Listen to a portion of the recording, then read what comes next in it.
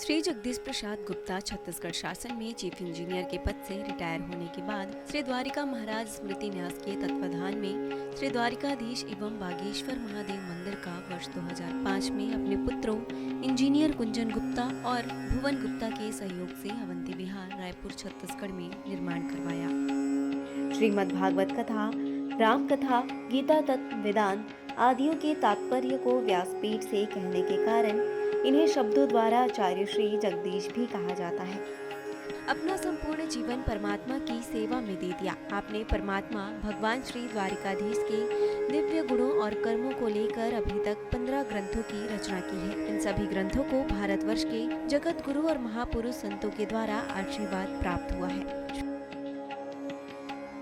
इनमें से श्वेता स्वरूप उपनिषद, श्री राम कथा अमृत से अनमोल, मुंडक उपनिषद, कथा उपनिषद, सरलतम बोध, इन पुस्तकों पर उनके सारे प्रवचन यूट्यूब पर अपलोड कर दिए गए हैं। किताबों का नाम डालकर लिंक ओपन करके आप उसका आनंद उठा सकते हैं।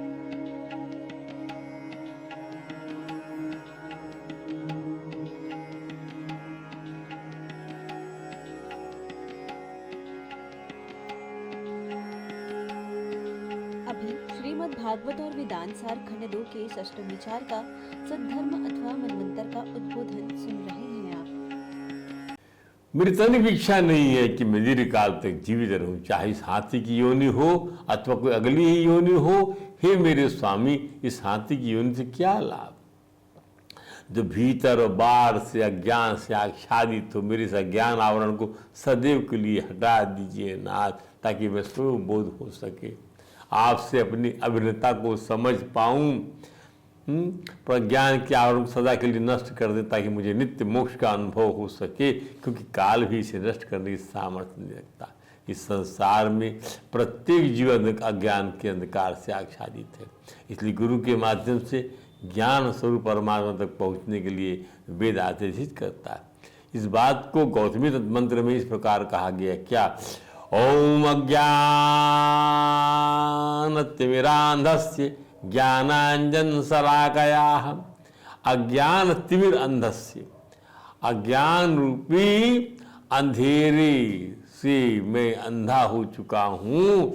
आपकी ज्ञान रूपी शलाका लगा देने से मेरे चक्षु खुल जाएंगे, खुल गए हैं। ऐसे गुरु को मैं प्रणाम करता हूँ। चक्षु उन्मीलितम, ये जिस गुरु के द्वारा मेरे अज्ञान अंधकार से जो मैं अंधा हुआ हूँ और जो जिनकी ज्ञान की काजल रूपी शलाका से जो है मेरे चक्षु खुल गए हैं, मैं ऐसे गुरु को प्रणाम करता हूँ। मनुष्य जगत में कितना ही जीवन संघर्ष करे, किंतु क्या वह सदैव जीवित रह पाएगा? नहीं, ये कतई संभव नहीं है। जो आया है वो जाएगा। अतः मनुष्य को समझना होगा कि जीवन संघर्ष अज्ञान के कारण है, अन्यथा प्रत्येक जीव परमेश्वर का नित्य अंश है। कोई हाथी या पशु के रूप में जिए या कोई मनुष्य के रूप में देश विदेश में जिए, इस प्रकार के जीवन की क्या आवश्यकता? मनुष्य को जन्म मृत्यु के चक्कर से मुक्ति प्राप्त करने की एकमात्र कामना करनी चाहिए। ध्यान रहे कि अज्ञान के कारण ही हम प्रकृति द्वारा प्रदत्त प्रत्येक जीवन को सुखी तथा आनंददायक मानते हैं, किंतु इस संसार के पतित जीवन में ब्रह्म से लेकर एक क्षुद्र चींटी तक कोई भी वास्तव में सुखी नहीं है। सभी काल और दैव से संत्रस्त हैं। यद्यपि हम सुखपूर्वक रहने के लिए अनेकानेक योजनाएं बनाते हैं, किंतु इस जगत में कोई सुखी नहीं हो सकता। भले ही हम इस जीवन में या उस जीवन में स्थायी आवाज़ बनाने के प्रयत्न क्यों ना करें। गजराज अपनी स्तुति का उपसंहार करते हुए कुछ सारभूत बातें इस दुखी संसार के दुखी जीवों के लिए कहता है। गजराज का कहना है कि योगी लोग योग के द्वारा कर्म वासना और कर्म फल को भस्म करने के उपरांत ही विशुद्ध हृदय में भगवान का साक्षात्कार कर सकते। योग माने भक्ति योग, भक्ति योग माने भगवान से अनुराग, अनुराग भगवान से प्रीति। ठाकुर जी से प्रेम ही कर्म बीज इसकी शाखा रूपी वासना तथा भोग रूपी फल की ऐषणा को समाप्त करता है। क्या? ठाकुर जी से प्रेम करेंगे तो कर्म बीज इसकी शाखा रूपी वासना और भोग रूपी फल की ऐषणा समाप्त हो जाती है। ऐषणा अर्थात कर्म का समूचा मल आवरण, ऐषणा माने वासना का समूचा मल आवरण ठाकुर जी के अनुराग में भक्ति से मल आवरण भस्म होते ही द्वैत समाप्त हो जाता है और उनसे एकाकार हो जाता है। यही आत्म साक्षात्कार है। योगानंदित कर्माण हृदय योग विभाविते योगिनो यम प्रपश्यन्ति योगेशम तम नतो अस्म्यहम्। योगी लोग योग के द्वारा कर्म वासना और कर्म फल को भस्म करके अपने योग शुद्ध हृदय में जिन योगेश्वर भगवान का साक्षात्कार करते हैं उन प्रभु को मैं नमस्कार करता हूँ। गजेंद्र भगवान को विश्व का रचिता मानता है। रचिता मानने का भी उसको अनुभव यही है कि वे अपनी इस रचना से अलग है, उनमें कोई विश्व नहीं है, वे विश्व रहित हैं। विश्व रहित होने पर भी विश्व सहित है और विश्व रूप हैं। इसको समझने के लिए ठाकुर जी गीता का आश्रय लेते हैं। भगवान कहते हैं गीता में, मया ततमिदं सर्वं जगत अव्यक्त मूर्तिना मत्सानि सर्वभूतानि न चाहं तेषु अवस्थिताः न च मत्सानि भूतानि पश्य मे योगमैश्वरम् भूतभृत च भूतस्थो ममात्मा भूत भावना। भूतों को पालने वाला जो भूत स्थित मेरा जो आत्मा है, मम आत्मा जो भूत भावन पालने वाला, भूतभृत न च भूतस्थो, सबको पालता पोसता है पर भूत में स्थित नहीं है। ध्यान दीजिए, मेरा योग ऐश्वर्य देख, जबकि सारा संसार मुझसे बना हुआ है और सब लोग मुझ में स्थित है, लेकिन जो है ये जो जितने भूत प्राणी हैं इनको पालने पोसने वाला ये सब जो है मुझ में नहीं है। ये मेरा योग ऐश्वर्य है। ध्यान दीजिए, सारे आम के फलों में जो है बीज है, सारे आम के फलों में, और बीज में आप ध्यान दीजिए सारे फल दिखलाई नहीं पड़ेंगे और सब फलों में बीज है। तो भगवान कह सकते हैं क्या कि देखो सारे फलों में मैं हूँ और ये फल जो है मुझ बीज में नहीं है। वही भगवान के सर आए। ये सब संसार मेरे निराकार स्वरूप से व्याप्त है। संपूर्ण प्राणी अर्थात संपूर्ण विश्व ब्रह्मांड मुझमें स्थित है, परंतु मैं उनमें स्थित नहीं हूँ। परंतु मेरा योग ऐश्वर्य, मेरी दिव्य सामर्थ्य, मेरी असीम शक्ति को देख कि मुझ में स्थित होकर भी संपूर्ण प्राणी या समूचा विश्व ब्रह्मांड मुझ में स्थित नहीं है।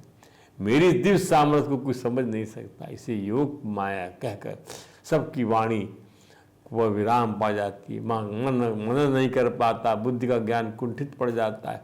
मैं जहाँ सबको उत्पन्न करता हूँ, प्राणी को धारण करता हूँ, उनका भरण पोषण करता हूँ, ऐसा मेरा आत्मस्वरूप अशरीरी है।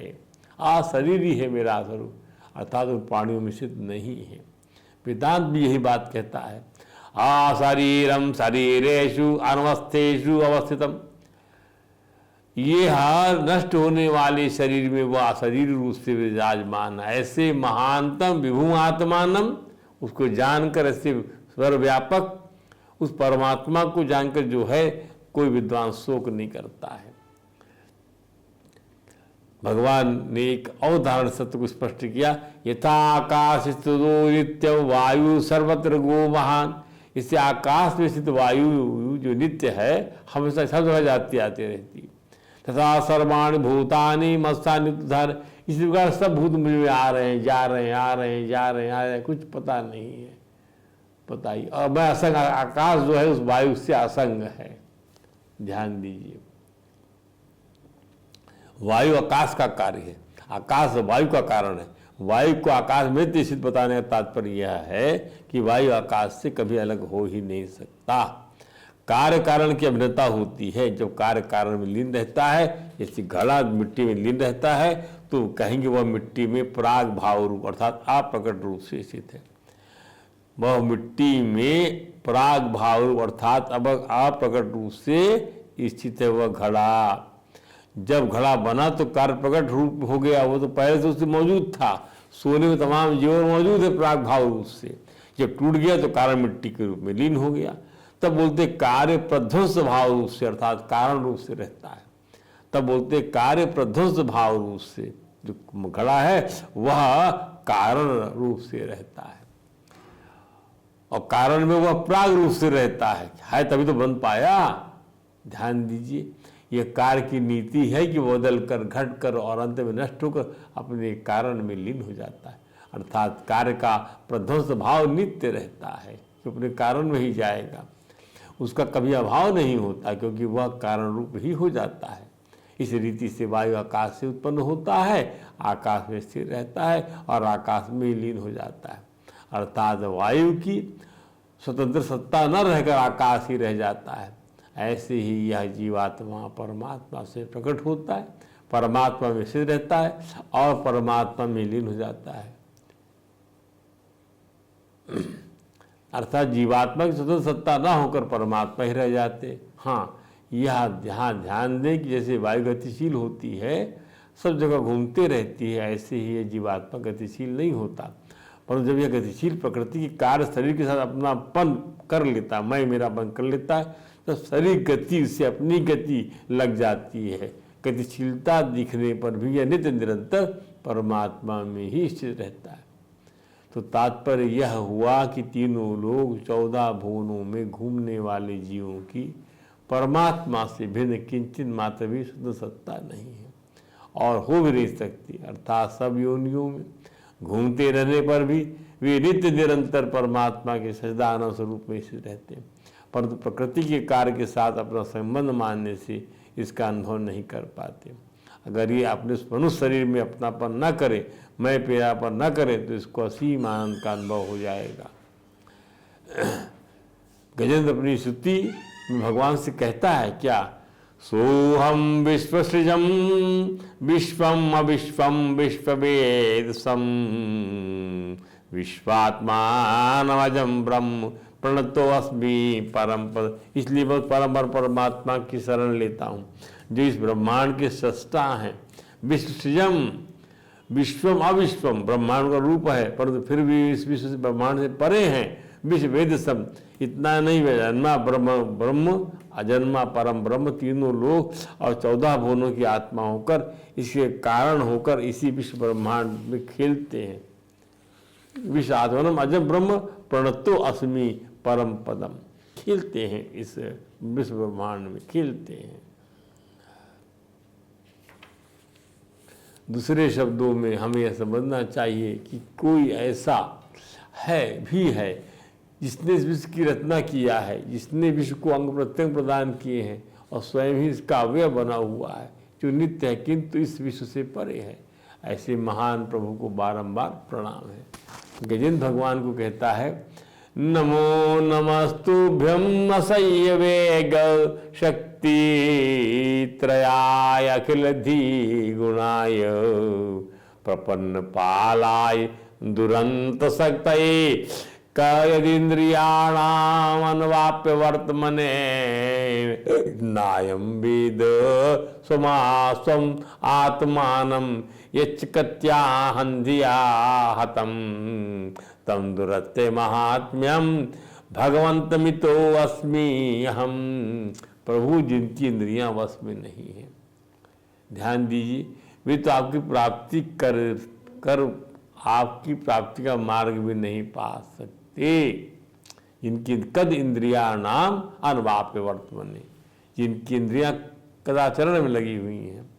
ध्यान दीजिए, आपकी शक्ति अनंत है, दुरंत सकते हैं आप शरणागत वत्सल हैं स्वामी, प्रपन्न पालाए हैं आप। सतोगुण रजोगुण और तमोगुण के आरारी असह्य वेग के रूप में आपकी 3 दुस्तर शक्तियां हैं।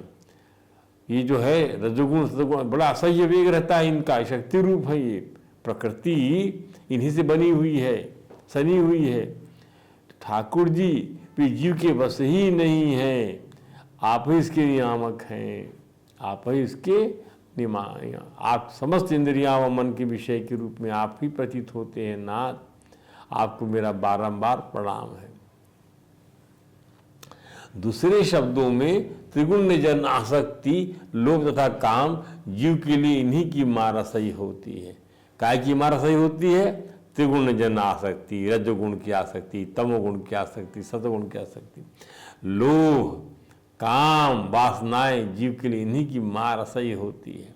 इनके वार से केवल उनके नियामक भगवान ही जीव की रक्षा करने की सामर्थ्य रखते हैं। इसे असह्य वेग इसलिए कहा जाता है कि परमात्मा के ध्यान में उनकी प्राप्ति में ये सबसे बड़ी व्यवधान है, सबसे बड़ा ब्रेकर है, ये बाधक है। परंतु भगवान के चरण कमलों की शरण लेने पर ये अवरोध हट जाते हैं और भगवान का साक्षात्कार हो जाता है। भगवान के चरण कमलों में गए बिना कोई व्यक्ति भक्त नहीं बन सकता। भगवान के द्वारा प्रदत्त बुद्धि उसे भगवत धाम वापस जाने का अधिकारी बना सकती है। भगवान ही वो बुद्धि देंगे, तभी आप वापस जा सकोगे। आपकी माया का देहात बुद्धि के अहंकार से आत्मा का स्वरूप ढक गया है। इसी से ये जीव आपको अर्थात अपने स्वरूप को नहीं जान पाता। आपकी महिमा अपार अपरंपार है, नाथ सर्वशक्तिमान है। हे माधुरी विधि ठाकुर जी, मैं आपकी शरण लेता हूँ। ध्यान दीजिए, इस संसार में जीव बना हुआ आत्मा भगवान के सनातन अंश है। मम एव अंशो जीवलोके जीवभूता सनातना मना षष्ठान इंद्रियाणि प्रकृति स्थानी कर सकती। यह जो प्रकृति स्थित इंद्रिय और मन दोनों इंद्रियों को आकर्षित करता है जीवात्मा, उन्हें अपना मान लेता है और इस प्रकार स्वतंत्र रूप से भौतिक जगत का भोग करना चाहता है। इसके लिए योजना बनाता है। माया जीव को आच्छादित कर लेती है, इसलिए जीव अपने स्वरूप को कि वह ठाकुर जी का सनातन अंश है भूल जाता है।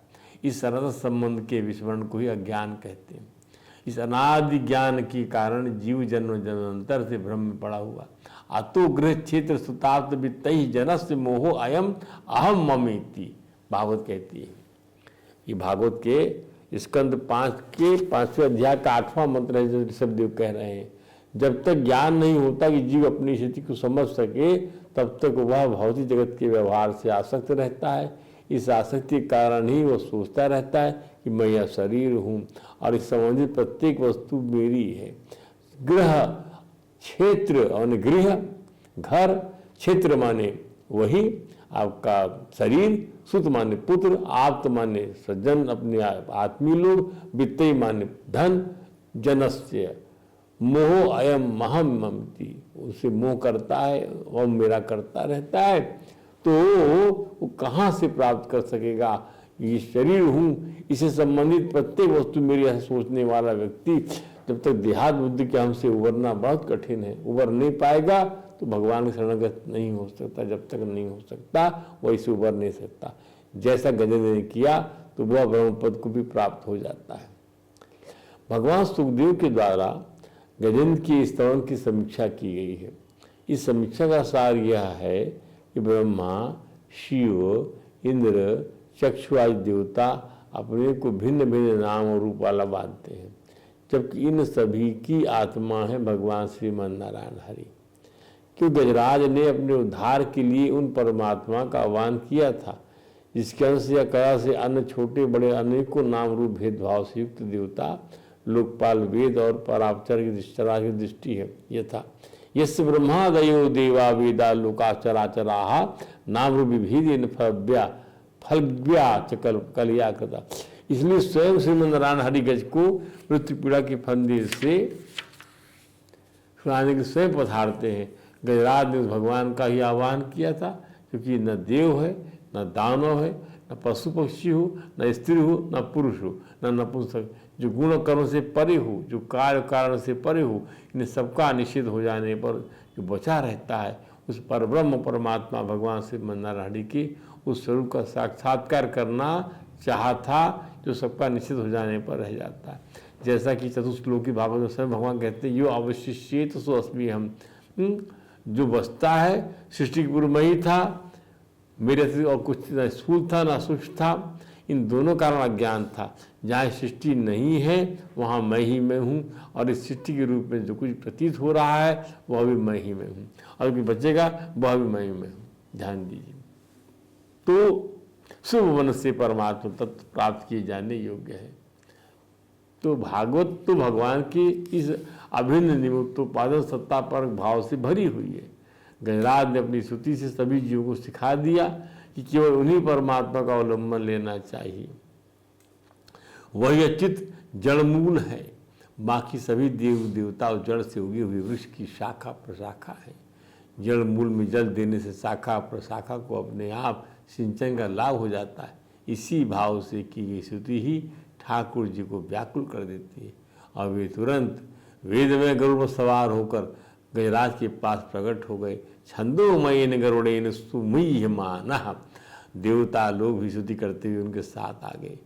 उनकी इस रस भाव को व्यक्त करने के स्वामी अखंड जी ने लिखा है, उस पर ध्यान दीजिए।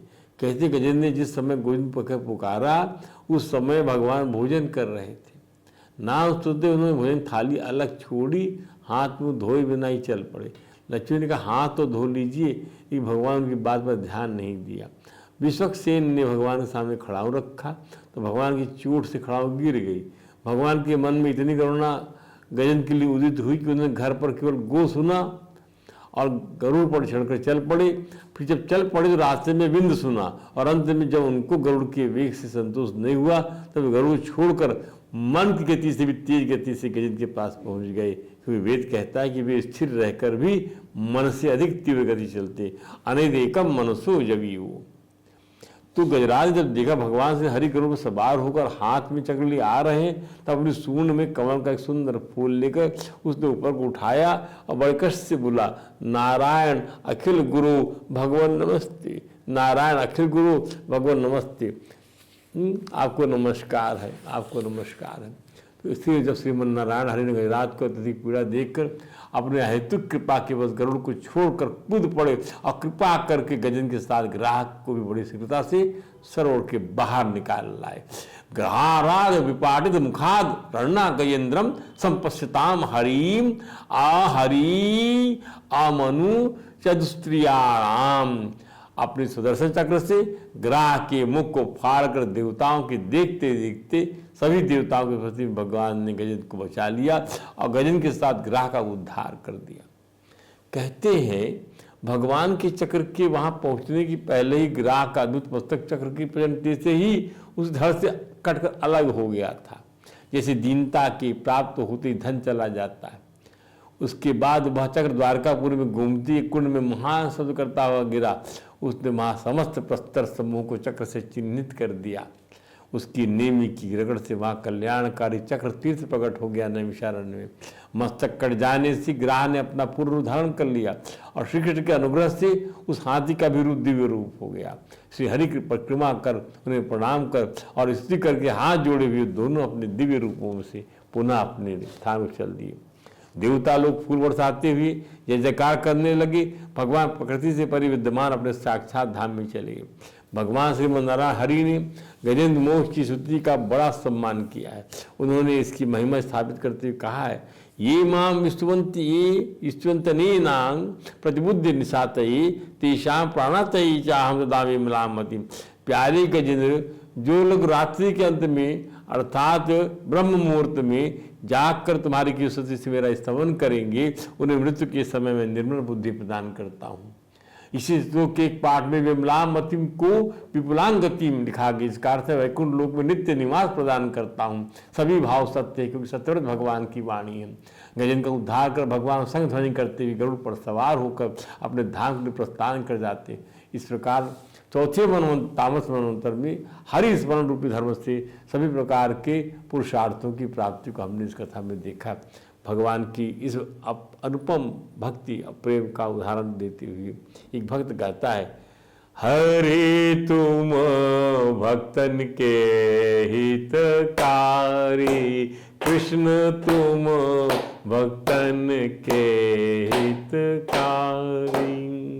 जब गजराज आराधन कीन्हो